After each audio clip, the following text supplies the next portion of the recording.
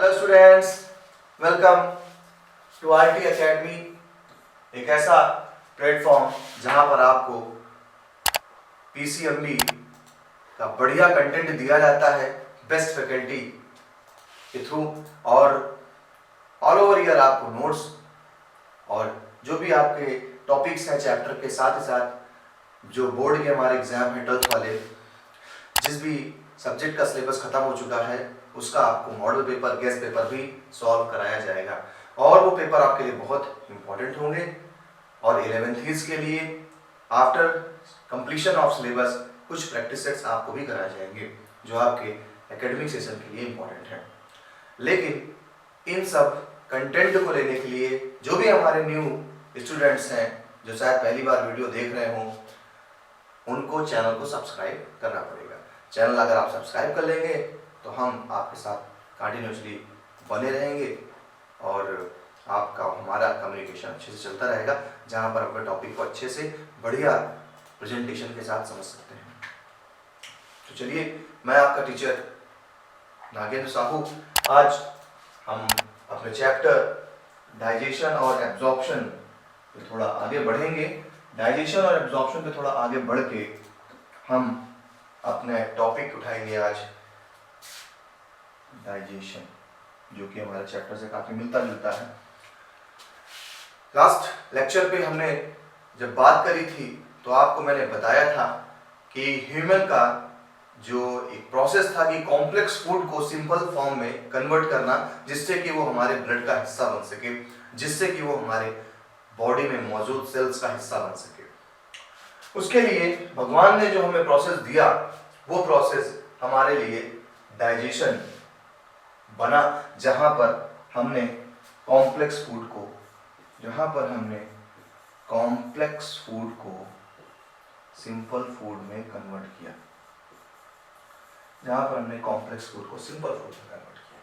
आज हम वही पढ़ने जा रहे हैं कि डाइजेशन है क्या चीज, या हम कह सकते हैं मैकेनिज्म ऑफ डाइजेशन क्या चीज है। चलिए स्टार्ट करते हैं सिलसिले को। तो टॉपिक रहेगा हमारा आज डाइजेशन ऑफ फूड, या मैं कहूं कि mechanism of digestion of food, तो गलत नहीं होगा क्योंकि मैकेनिज्म काफी बड़ी है, हर एक ऑर्गन से होकर के गुजरना पड़ेगा। और जब हम मैकेनिज्म को जान जाएंगे तब हमारा next lecture absorption of food पे भी जाएगा। तो चले मैकेनिज्म की इस छोटी सी जर्नी को शुरू करते हैं।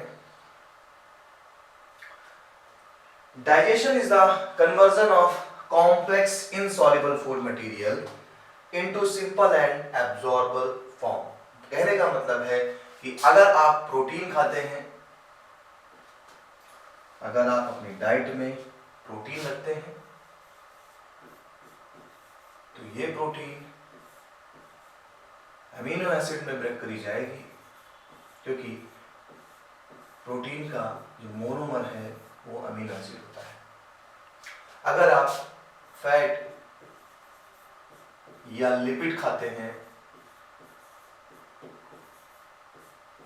तो आपका ये फैट या लिपिड फैटी एसिड में कन्वर्ट किया जाएगा। अगर आप कार्बोहाइड्रेट खाते हैं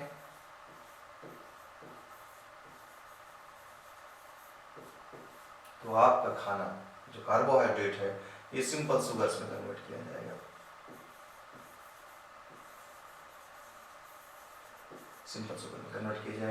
अगर आप न्यूक्लिक एसिड भी खाते हैं, बहुत से लोग सोचते हैं अरे न्यूक्लिक एसिड डीएनए आरएनए होता है, और जो वेजिटेरियन है वो कहता है कि अरे मैं डीएनए आरएनए नहीं खाता हूँ, तो गलतफहमी में है। आप अच्छे से जानते हैं कि अर्थ पे मौजूद हर एक लिविंग ऑर्गेनिज्म, चाहे वो प्लांट हो या फिर एनिमल्स हो, सबकी बॉडी में सेल पाई जा रही है, और जिस बॉडी में सेल पाई जा रही है वहां न्यूक्लियस है, और न्यूक्लियस में हमारा डीएनए एंड आरएनए यानी कि न्यूक्लिक एसिड मौजूद होता है। तो nucleic acid is a common term for DNA and RNA. तो हमने डीएनए भी खाया है, आरएनए भी खाया है, और हम इसको कन्वर्ट करते हैं न्यूक्लियोटाइड में, इसे कन्वर्ट करेंगे न्यूक्लियोटाइड में। तो आप क्या कर रहे हैं, आप इस कॉम्प्लेक्स फूड को सिंपल फूड में कन्वर्ट कर रहे हैं, इस कॉम्प्लेक्स फूड को सिंपल फूड में कन्वर्ट कर रहे हैं, या डिफ्यूजेबल फूड में कन्वर्ट कर रहे हैं, या एब्जॉर्बेबल फूड में कन्वर्ट कर रहे हैं। एब्जॉर्बेबल का मतलब कि जिसको एब्जॉर्ब किया जा सके। आप अगर डायरेक्ट प्रोटीन खा रहे हैं तो protein is not absorbable because is the case of diffusion.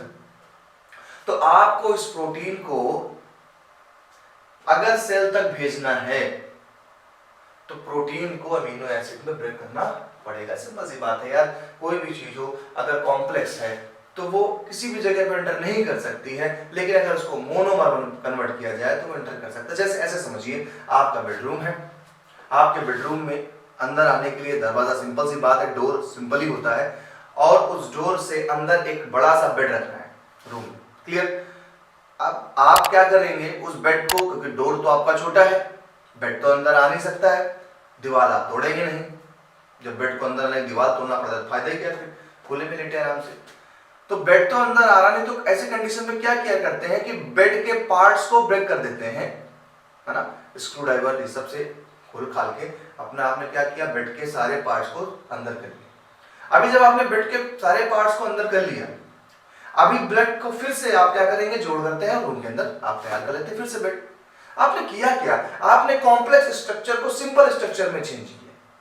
वो कॉम्प्लेक्स स्ट्रक्चर सिंपल स्ट्रक्चर में चेंज हुआ, और जब सिंपल स्ट्रक्चर में चेंज किया गया तो वो सेल के अंदर चला आया और फिर से वो कॉम्प्लेक्स प्रोटीन बनाएगा। यानी प्रोटीन एज अ बेड, उसके पार्ट को तोड़ा एज अमीनो एसिड, फिर से रूम में लेके आए, रूम दैट मीन सेल अंदर ले आए, और फिर से आपने उस अमीनो एसिड से प्रोटीन को बनाया। बस दिमाग में ऐसे इमेजिनेशन कर ले, आपको सारी चीजें समझ में आ जाएंगी कि कैसे हम कॉम्प्लेक्स फूड को सिंपल फूड में कन्वर्ट कर रहे हैं। और यही जो कॉम्प्लेक्स फूड को सिंपल फूड में हम ब्रेक करके ला रहे हैं, यही हो जाता है process mechanism of digestion. Mechanism of digestion, ये प्रोसेस बन जाता है मैकेनिज्म ऑफ डाइजेशन। तो मैकेनिज्म ऑफ डाइजेशन के थ्रू आप कॉम्प्लेक्स फूड को सिंपल फूड में कन्वर्ट करते हैं। चलिए, यही डेफिनेशन हमारे भाई साहब भी बता रहे हैं। क्या बता रहे हैं कि digestion is the conversion of complex insoluble food material into simple and absorbable form. It includes mechanical process such as mastication, deglutition and peristalsis. यहाँ पर पेरिस्टालसिस पॉइंट बहुत इंपॉर्टेंट है। क्या है फिर से देखते हैं। आप कहते हैं कि अगर डाइजेशन हो रहा है तो डाइजेशन में ये 3 मैकेनिकल प्रोसेस जरूर होंगे। एक मैस्टिकेशन मींस जब आप खाने को खाते हैं उसे च्यूइंग करते हैं, ये आपका एक मैकेनिकल प्रोसेस है और इसको हमने नाम दिया मैस्टिकेशन। सेकेंड प्रोसेस आता है डेग्लूशिएशन। डेग्लूशिएशन में क्या होता है, स्वॉलोइंग होता है, यानी आप जब खाने को स्वॉलो करते हैं, निगलते हैं, तो जब आप फूड को निगल रहे हैं तो ये हो गया आपका क्या, डेग्लूशिएशन। एंड पेरिस्टालसिस तो बहुत ही इंपॉर्टेंट पॉइंट है, वेव लाइक मूवमेंट है of food bolus through the gut by muscular contraction. Peristalsis क्या होता है, आपका जो इसोफेगस है क्या है, पूरी एलिमेंट्री कैनाल पे एक वेव लाइक मूवमेंट होता है, यानी contraction and expansion of alimentary canal, कहीं पर सिकुड़ेगी कहीं पर रिलैक्स करेगी और जिससे धीरे धीरे फूड आपका आगे की तरफ बढ़ता है, प्रोसीड होता है। जो आपका फूड होता है एसोफेगस पे, यहाँ पर हम फूड को बोलस नाम देते हैं, BOLUS। जब आप फूड च्यूइंग कर रहे थे, च्यूइंग करने के बाद जब आप डेग्लूशिएशन करते हैं, उसे निगलते हैं, तो उस फूड के फॉर्म को हम बोलस कहते हैं। बोलस धीरे धीरे नीचे की तरफ बढ़ता है, लेकिन उसको बढ़ाने के लिए जो मूवमेंट हमारे एलिमेंट्री कैनाल में हो रही है, वेव लाइक मूवमेंट जो एलिमेंट्री कैनाल में हो रही है, उसे हम टर्म देते हैं क्या, पेरिस्टालसिस। तो पेरिस्टालसिस का मतलब क्या हुआ, वेव लाइक मूवमेंट हो रहा है। आप खुद महसूस करिए, आप खाना खाने के बाद, आप खाना खाने तक मेहनत कहां तक करते हैं, उसे डेग्लूशिएशन करने तक, यानी केवल उसे सॉल्विंग करने तक, निगलने तक। आप जब उसे निगलते हैं, आपने वहां तक मेहनत करी, एंड निगलने के बाद क्या आप मेहनत करते हैं कि नहीं हाथ डाल के उसके अंदर खाने को भेज दें चला जाए स्टमक तक, नहीं ना। आप अगर उल्टे भी खड़े हो जाएंगे तो फूड आगे की तरफ बढ़ेगा, थोड़ा प्रॉब्लमेटिक होगा बट आगे बढ़ेगा।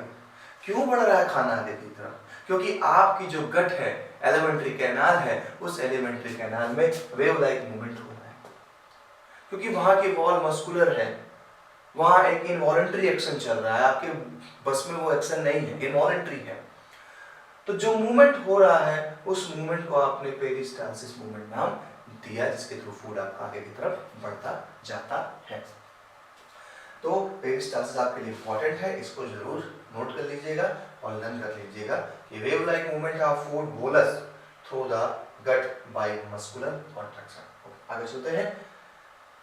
तो सबसे पहला आपको याद होगा कि जब हमने खाने को खाया था तो सबसे पहला हमारा जो ऑर्गन था, हमारा जो डाइजेस्टिव ऑर्गन था, वो डाइजेस्टिव ऑर्गन बकल कैविटी था। हम उस बकल कैविटी का स्ट्रक्चर के बारे में जान चुके हैं, जहाँ पर hard palate, soft palate, teeth, tongue, taste buds, epiglottis, ये सब जान चुके थे। अब हम जानेंगे आज यहाँ पर कि वहाँ पर फूड का डाइजेशन कैसे होता है। तो देखिए, अगर हम बात करें तो वहाँ पर फूड का डाइजेशन दो तरीके से हो रहा है। एक तो फिजिकल प्रोसेस कर ही रहे हैं, आप च्यूइंग कर रहे हैं। च्यूइंग करते हैं तो क्या होता है कि हमारी जो सलाइवरी ग्लैंड थी 3 पेयर, उस सलाइवरी ग्लैंड से सलाइवा सेक्रेट हुआ। अब जब सलाइवा सेक्रेट होता है तो सलाइवा में है क्या? सलाइवा में आपको बताया था मैंने कि 99.9% तो वाटर होता है, रिमेनिंग परसेंट में म्यूसिन नाम का प्रोटीन होता है, सलाइवरी एमाइलेज एंजाइम होता है, सलाइवरी लाइपेज बहुत थोड़े अमाउंट में होता है, लाइसोजाइम नाम का भी एंजाइम होता है। चलिए देखते हैं कौन क्या काम करता है। सबसे पहले टायरिन एंजाइम की बात करते हैं। टायरिन एंजाइम यानी इसका दूसरा नाम है सलाइवरी एमाइलेज। ये क्या कर रहा है? कन्वर्ट्स स्टार्च मतलब पॉलीसैकेराइड। ये आप बायोमॉलिक्यूल्स में पढ़ चुके हैं। जो स्टूडेंट्स ने नहीं पढ़ा है, जो नए जुड़े हैं, वो हमारे बायोमॉलिक्यूल्स को देखें, चैनल सब्सक्राइब कर लेंगे, आपको सब मिल जाएगा। तो स्टार्च यानी जो पॉलीसैकेराइड होता है वो चेंज होता है डाइसैकेराइड में, यानी टायरिन एंजाइम में सलाइवरी एमाइलेज स्टार्च का केवल डाइजेशन करता है और हमारे बकल कैविटी में फूड का कोई डाइजेशन नहीं हो पाता है। तो about 30% of starch is digested by टायरिन।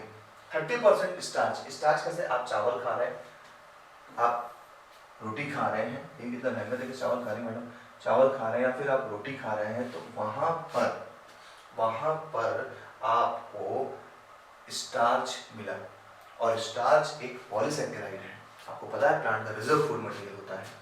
आपने क्या किया? उस स्टार्च को, सलाइवा है ये, सलाइवा मिक्स हो रही है और सलाइवा में मौजूद टायरिन एंजाइम उसे माल्टोज शुगर में और उसके आइसोमाल्टोज में या लिमिट डेक्सट्रिन्स, ये सब केमिकल्स हैं, अभी डाइसैकेराइड्स के फॉर्म में चेंज हुए हैं, अभी कंप्लीट डाइजेशन नहीं हुआ है। क्योंकि स्टार्च या कार्बोहाइड्रेट का डाइजेशन तब तक नहीं होगा, मैंने बताया था पीछे बैक पेज पे, कि जब तक वो सिंपल शुगर में कन्वर्ट ना हो जाए। ओके, चलिए आगे चलते हैं। अब हमारे बकल कैविटी में इतना काम हुआ, हमारे फूड को पास किया गया पेरिस्टालसिस मूवमेंट के थ्रू और वो फूड हमारे पहुंच गया स्टमक में। अब देखिए क्या हो रहा है स्टमक में। स्टमक में आप अच्छे से जानते हैं कि स्टमक में हमारा HCl तो रिलीज होता ही होता है, साथ ही साथ कॉमन पूरे ग्रुप को हम गैस्ट्रिक जूस नाम देते हैं, वो गैस्ट्रिक जूस हमारे स्टमक में मौजूद है। अब हमारा खाना जैसे ही पहुंचा, हमारे खाने पे जो गैस्ट्रिक जूस था वो जूस गिरना स्टार्ट हुआ। क्या हुआ देखें। पहली बात, स्टमक में स्टोर होता है फॉर 4 to 5 आवर्स के लिए हमारा फूड। बेसिकली आपको बता दूं, डाइजेस्टिव ऑर्गन में स्टमक एक सबसे बड़ा ऑर्गन है और जहाँ पर माना लार्जेस्ट नॉट लॉन्गेस्ट, लार्जेस्ट, यहाँ पर खाना काफी समय तक रुकता है और बहुत जरूरी है यहाँ पर फूड करना, बिकॉज प्रोटीन का इनिशियल डाइजेशन हमारे स्टमक से ही चालू होता है। और प्रोटीन तो बहुत ही इंपॉर्टेंट चीज है हमारी बॉडी के लिए, आप अच्छे से जानते हैं, बॉडी बिल्डिंग मटेरियल है प्रोटीन। तो जहाँ यहाँ पर आपका फूड आ गया और फूड के पास हमारे खाने पर गैस्ट्रिक जूस गिरना स्टार्ट हो गए। जब गैस्ट्रिक जूस गिरने लगे हमारे फूड पे, तो घटना क्या घटती है? It is mixed with gastric juice by the Corning movement. Corning movement क्या होता है? देखिए, आपको मैंने बताया था स्टमक में रूक्स पाए जाते हैं, ये फोल्ड्स पाए जाते हैं। इन फोल्ड तो मस्कुलर वॉल होती है, तो ये ऐसे हल्के हल्के ये दबता है, आपको फील नहीं होगा, बट ये बहुत ही माइन्यूट सा स्लोली मूवमेंट होता है, सिकुड़ना फैलना। इसको हम बोलते हैं, इस मूवमेंट को कर्निंग मूवमेंट। ठीक है, तो ये जो हमारी कर्निंग मूवमेंट होती है, ये मूवमेंट कर्निंग मूवमेंट होता है, तो हमारे फूड जो होता है अच्छे से मिक्स होता है and converted into acidic pasty form, और फूड की लुगदी बनती है और उस पे एसिड मिल गया फूड पे पूरे।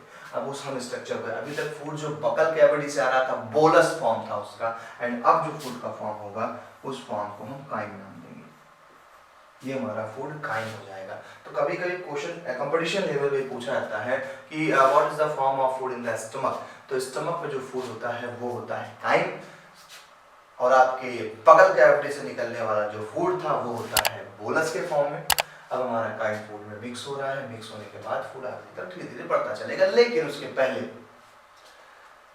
हमारे गैस्ट्रिक जूस में मौजूद एक एंजाइम जिसका नाम है पेप्सिनोजेन, ये मौजूद है। पेप्सिनोजेन इनएक्टिव फॉर्म में गिरता है, जैसे कि आपके पास कोई पावर नहीं, अपना पर है, जैसे आपको पावर मिली आप शक्तिमान हो गए। तो पेप्सिनोजेन इनएक्टिव थे, बेचारा कोई पावर नहीं थी, लेकिन जैसे ही मुलाकात इनकी HCl से होती है, जैसे ही इनकी HCl से मुलाकात होती है, पेप्सिन कन्वर्ट हो जाता है, सॉरी पेप्सिनोजेन कन्वर्ट हो जाता है पेप्सिन में। यानी आप देखेंगे कि डाइजेशन में जितना बड़ा नाम होगा जिस एंजाइम का, वो इनएक्टिव फॉर्म होगा, छोटा कर देंगे तो एक्टिव फॉर्म होगा। तो पेप्सिनोजेन में जब HCl मिला तो ये पार्ट हटा दिया गया और बचा केवल पेप्सिन। तो पेप्सिन अब एक्टिव फॉर्म में है। जब भी पेप्सिन एक्टिव होता है तो करता क्या है, प्रोटीन को प्रोटियोजेज और पेप्टाइड्स में कन्वर्ट कर देता है। एक वही बात हुई, एक बड़े से टुकड़े को आपने दो छोटे एक बड़ा पत्थर था उसको दो छोटे पत्थर में तोड़ दिया, बट अभी आपने उसको पूरा ब्रेक डाउन नहीं किया है, क्योंकि आपको पता है कि प्रोटीन कब डाइजेस्ट होगी, जब तक वो अमीनो एसिड बिना ब्रेक करी जाए। ओके, तो यहाँ पर P फॉर प्रोटीन याद रखना, P क्यूब का फंडा याद रखना, P for protein, P for pepsin, P for peptide and peptones.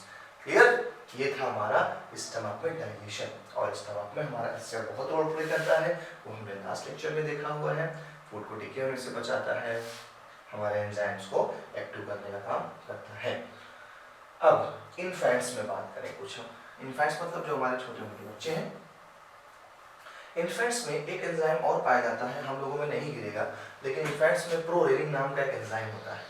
ये प्रोरेनिन भी एक्टिव होता है, इनएक्टिव होता है, और जैसे इससे जुड़ता है ये रेनिन में कन्वर्ट होता है। अभी तक आपने 9th-10th में जो पढ़ा वो थोड़ा बड़ा पढ़ा जाता है, लेकिन अब आप 11th में हैं तो 11th के हिसाब से टॉपिक हो जाता है, इसलिए देखिए आपको कुछ नए एंजाइम मिलेंगे। पहला एंजाइम प्रोरेनिन हो गया। दूसरा आपको मिलेगा क्या, कि हमारा जो मिल्क में प्रोटीन पाई जाती है। देखिए क्या मतलब है इसका, प्रोरेनिन कन्वर्ट हो जाता है रेनिन में। पहले ये बात समझे कि प्रोरेनिन, देखिए लंबा नाम इनएक्टिव फॉर्म, लंबा नाम इनएक्टिव फॉर्म, छोटा नाम है एक्टिव फॉर्म। तो पेप्सिन रेनिन में कन्वर्ट हुआ। ये रेनिन करता क्या है, आप जानते होंगे, इन्फेंट्स जो हमारे होते हैं वो मिल्क फीडिंग करते हैं, और मिल्क फीडिंग करना है बेटा अगर उनको, और आपसे कहा जा रहा है कि आपके स्टमक में अप्रोक्सीमेटली 4 आवर्स तक खाना रुकता है, लेकिन वो 4 आवर्स तक वो खाना रुकता है जो सॉलिड होता है। अब छोटा बच्चा दूध पर डिपेंडेंट है, दूध में अच्छी खासी प्रोटीन है, वही उसका खाने का सोर्स है। अब लिक्विड जो रुकता है स्टमक में अप्रोक्सीमेटली 2 आवर्स तक बाहर रहता है। अब अगर बच्चा दूध सिर्फ पी रहा है और केवल 2 आवर्स तक फूड रुकेगा स्टमक पे, तो डाइजेशन अच्छे से नहीं हो पाता प्रोटीन का। ऐसी कंडीशन पे बच्चे में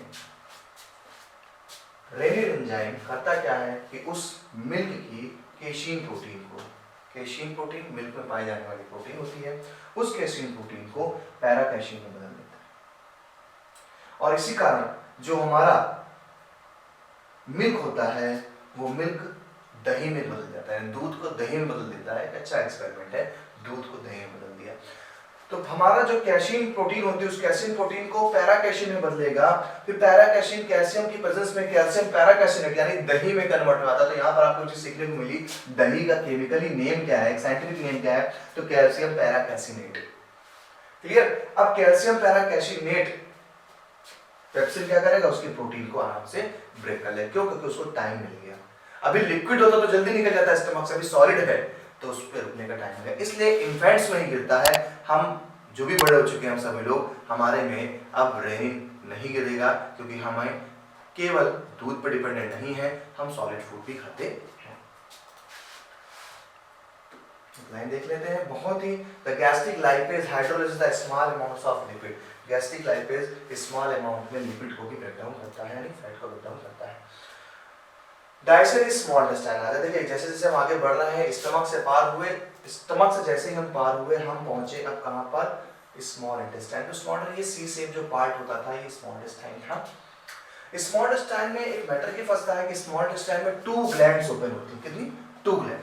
अभी जब 2 ग्लैंड्स होती है स्मॉल इंटेस्टाइन में, एक पैंक्रियाज और एक क्या होती है, स्मॉल इंटेस्टाइन में 2 ग्लैंड ओपन हो रही है, पैंक्रियाज एंड हमारे लीवर, भाई साहब बड़े इनको आगे रख देते हैं, लीवर, पैंक्रियाज एंड लीवर, ये सेक्रेट करते हैं अपने केमिकल को। तो बात करते हैं occurs mostly in duodenum, chyme is mixed with bile juice, pancreatic juice and intestinal juice, जिसे हम सकस एंटेरिकस कहते थे।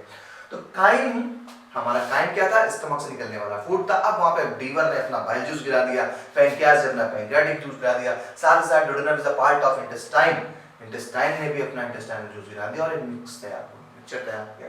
ठीक है, अब देखिए क्या होता है जब सारा फूड मिक्स हो गया। सबसे पहले हम एक्शन ऑफ बाइल देखते हैं। एक्शन ऑफ बाइल, बाइल करता क्या है, देखिए ये फैट के ग्लोब्यूल्स हैं।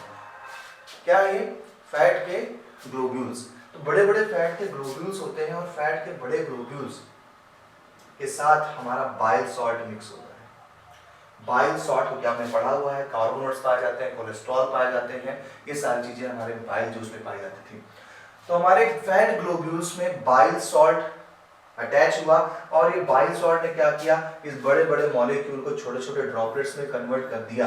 यही जो आपने ड्रॉपलेट कर लिया, इसी को बोला हमने इमल्सिफाइड फैट ड्रॉपलेट्स। तो एक फैट के डाइजेशन के लिए ये प्रोसेस होना बहुत जरूरी है, क्योंकि अगर फैट का डाइजेशन नहीं होगा, अगर फैट का इमल्सिफिकेशन नहीं होगा तो फैट का डाइजेशन नहीं हो पाएगा। तो फैट के डाइजेशन के लिए उसका इमल्सिफिकेशन बहुत जरूरी था, जो हमारे बाइल जूस ने किया। इसीलिए एक हमारा पॉइंट यहाँ पर बहुत इंपॉर्टेंट बन जाता है, वो है इमल्सिफिकेशन।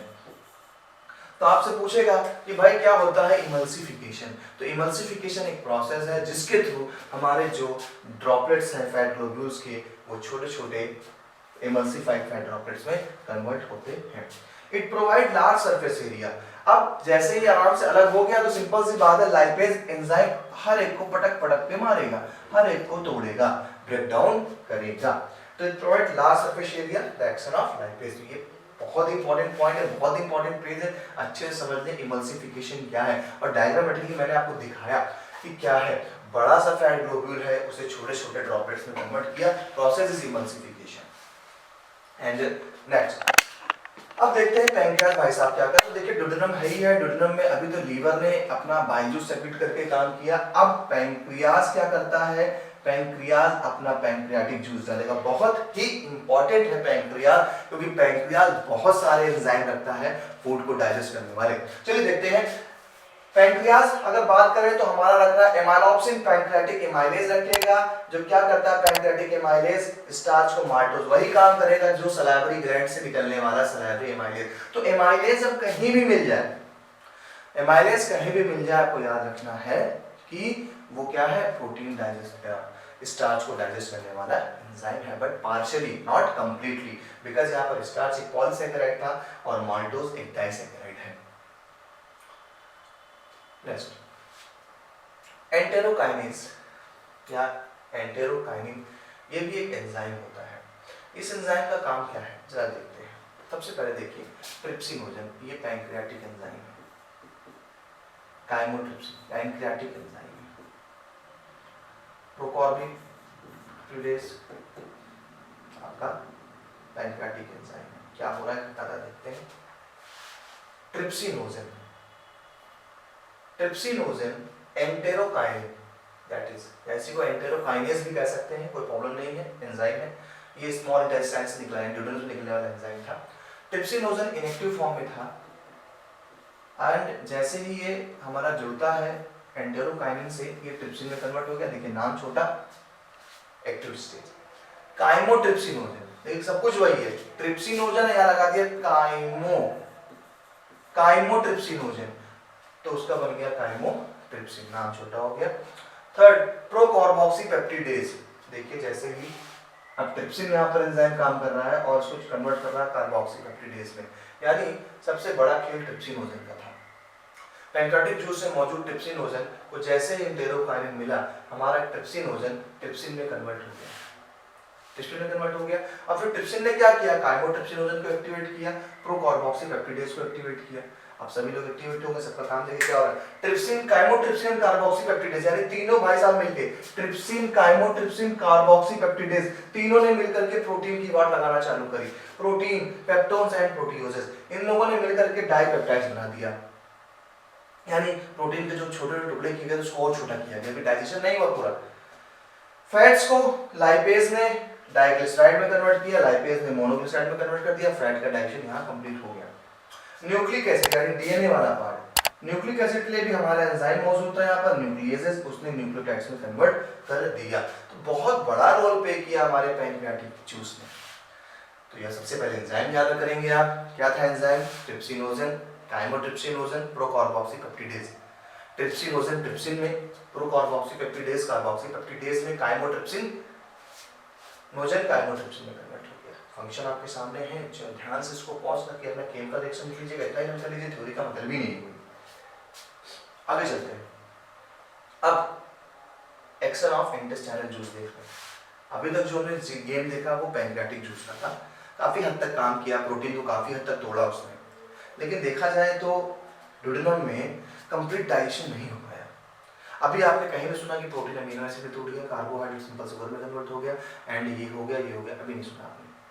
हाँ, कोई पॉली था तो डाइसैकराइड में कन्वर्ट हो गया, प्रोटीन था तो पेप्टाइड में कन्वर्ट हो गया, डाइपेप्टाइड में कन्वर्ट हुआ, लेकिन अमीनो एसिड में नहीं, केवल फैट का डाइजेशन हुआ है यहाँ पर, केवल फैट का। अब देखते हैं कि हमारा ड्यूडेनम पर जो एंजाइम इंटेस्टाइन से गिर रहा था, एंसाइकस एंटेरिकस, वो क्या कर रहा है। तो देखिए वहाँ पर कितने सारे एंजाइम्स हैं। पहला एंजाइम है dipeptidase, second maltase, lactase, sucrase, nucleosidase, nucleotidase, लैपेजेज।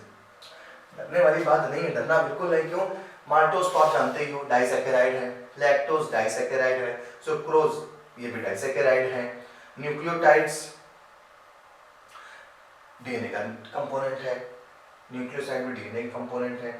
अब देखिए डाइग्लिसराइड, मोनोसैकेराइड यानी फैट जो हमारा बचा कुचा का डाइसैकेराइड या मोनोग्लिसराइड, उसको फैटी एसिड एंड ग्लिसरॉल में कन्वर्ट किया गया। चलिए देखते हैं पहले डाइपेप्टिडेज।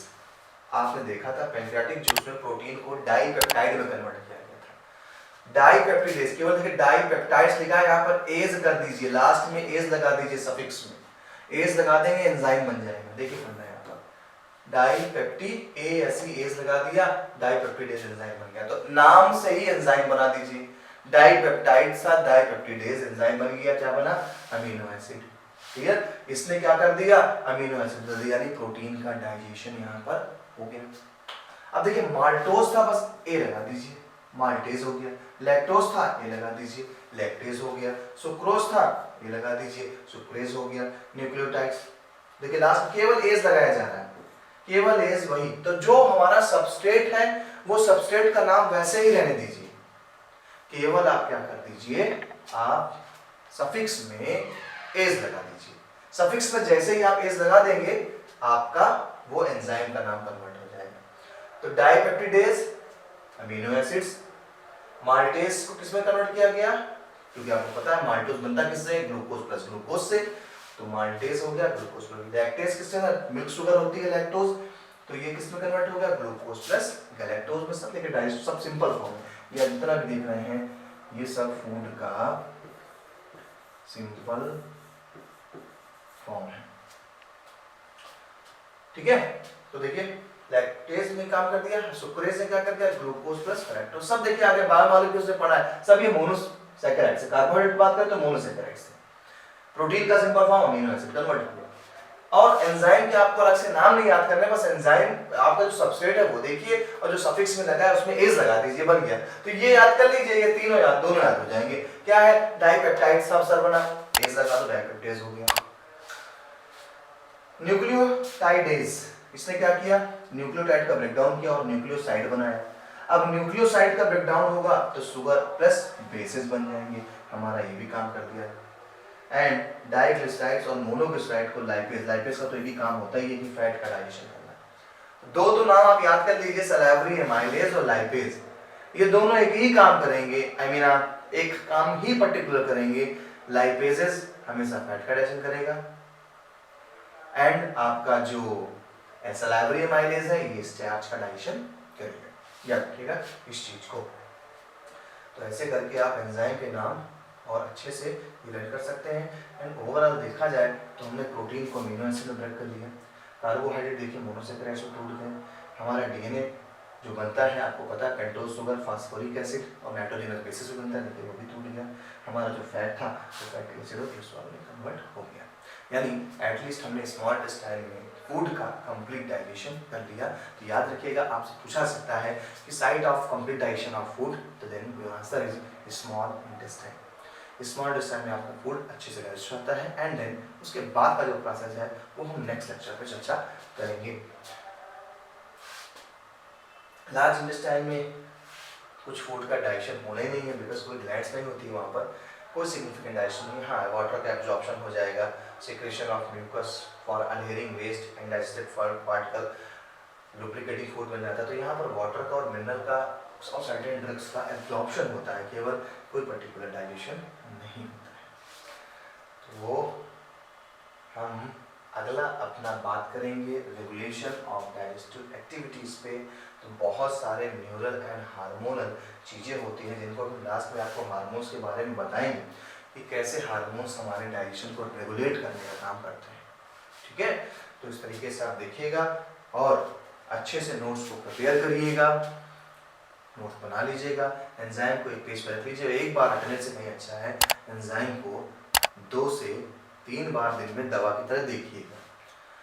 स्टमक से ये एंजाइम, तो सबसे ज़्यादा जो एंजाइम आपको प्रॉब्लम क्रिएट कर रहा होगा, आपके दिमाग को जो पिंच कर रहा है, वो है आपके स्मॉल इंटेस्टाइन का, सकस इंटेरिकस का, जहाँ पर डाइपेप्टिडेज, सुक्रेज, माल्टेज, लैक्टेज एंड आपका लास्ट में आ गया एमाइलेज, लाइपेज। तो थोड़े से नाम एक बार लर्न कर लेंगे, 2-3 बार देखिए दवा की तरह, इसके बाद आपको लर्न हो जाएगा। तो हमारा जो चैनल है, ये चैनल ऐसे ही आपको फुल सिलेबस देता है, लॉन्ग ईयर लेक्चर सीरीज है हमारी। नोट्स तो आप बना ही सकते हैं, मैं खुद इसलिए अपने मैं चाहूँ तो सीधे बोर्ड पे अपना ड्रॉ किया, लेकिन आपके नोट्स बनाता चलता हूँ क्योंकि इंपॉर्टेंट नोट्स, और यही आपके नोट्स है, सफिशिएंट नोट्स हैं, इसमें कोई आपने एडिशनल चीज़ नहीं करनी है, इतने ही आपके सफिशिएंट नोट्स हैं। नोट्स बनाइए, अच्छे से पढ़ते रहिए और हमारे चैनल को आगे बढ़ाते रहिए। ओके, मुलाकात करते हैं नेक्स्ट लेक्चर पे, बाय बाय।